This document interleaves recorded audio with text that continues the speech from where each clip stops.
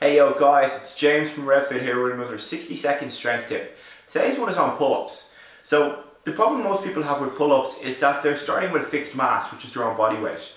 If you wanted to work up to a double bodyweight squat, you do that by progressively adding weight over time.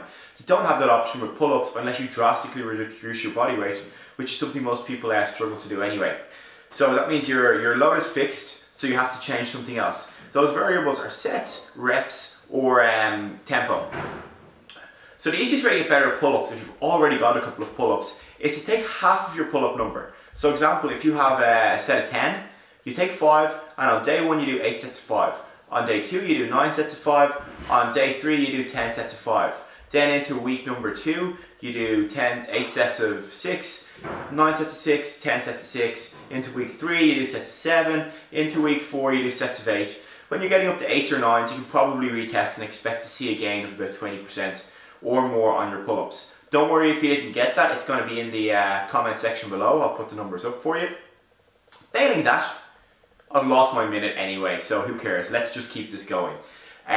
So we're into like 70 seconds now at this stage.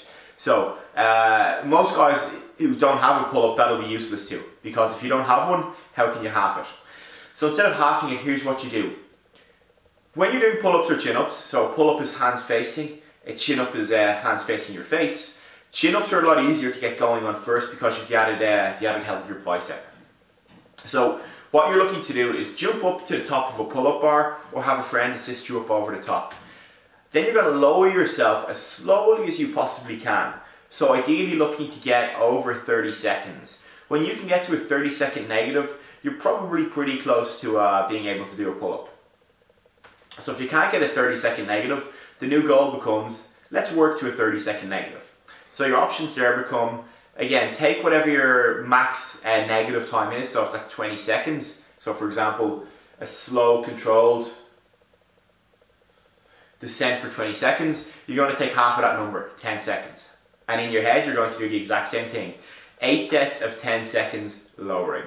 9 sets of 10 seconds lowering, 10 sets of 10 seconds lowering, and then add on, 10, maybe 20% to it the next day. So that's 11 seconds, or that's 12 seconds. They're the two easiest ways to go about it. You can do stuff like using resistance bands to give you a boost over the bar. The only problem with those is they help you out of one of the easiest portions of the lift, which is the initial, half, say, but they don't help you anymore at the hardest part of the lift. So for most people with a pull-up or a chin-up, they'll pull to about this position and then get stuck.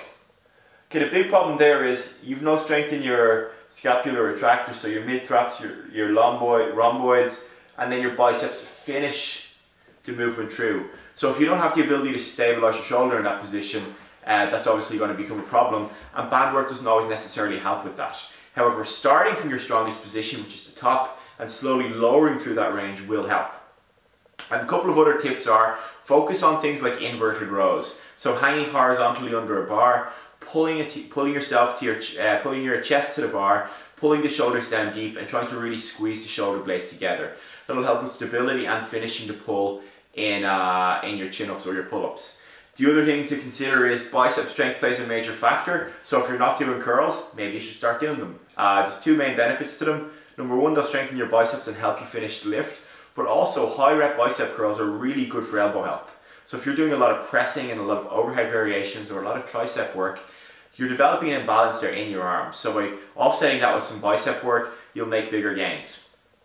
Then the last thing I'll talk about today is, whether we're talking about a chin-up or a pull-up, the principles are the same. So when you're doing chin-ups and when you get good at them, let's say when you get 8 to 10 reps, you may wish to work out to pull-ups. What you'll probably have to do is come back right to the start of this process again and just start with singles and doubles on the pull-ups until you get stronger. So again, like if you got like 8 or 9 chin-ups, you may get 2 or 3 pull-ups, which means in week 1 you're doing 8 sets of 1, 9 sets of 1 and 10 sets of 1, 8 sets of 2, 9 sets of 2, 10 sets of 2 in week 2, and then so on and so forth like discussed previously. One thing to watch out for, you'd never try and get a max deadlift, or let's say a double bodyweight deadlift. You'd never try and get a double bodyweight deadlift by just mindlessly attempting close to that all of the time. So you wouldn't walk in and hit 90% of failure, 4 days a week. That's effectively what you're doing when you try and do chin-ups. Obviously it's not as high an injury risk, But if your only route to getting better at chin-ups and pull-ups is going to maximum effort all the time and never increasing the difficulty like slowly in a linear fashion, you're going to struggle. You're going to run into a brick wall time and time again until you actually put a structured training plan in place to get your pull-ups going. I think that's all I really need to talk to you about today. If I've forgotten anything, or if you have any questions from this video, just post up in the comments below and I'll come back to you on them, okay? Listen, peace out and happy chinning.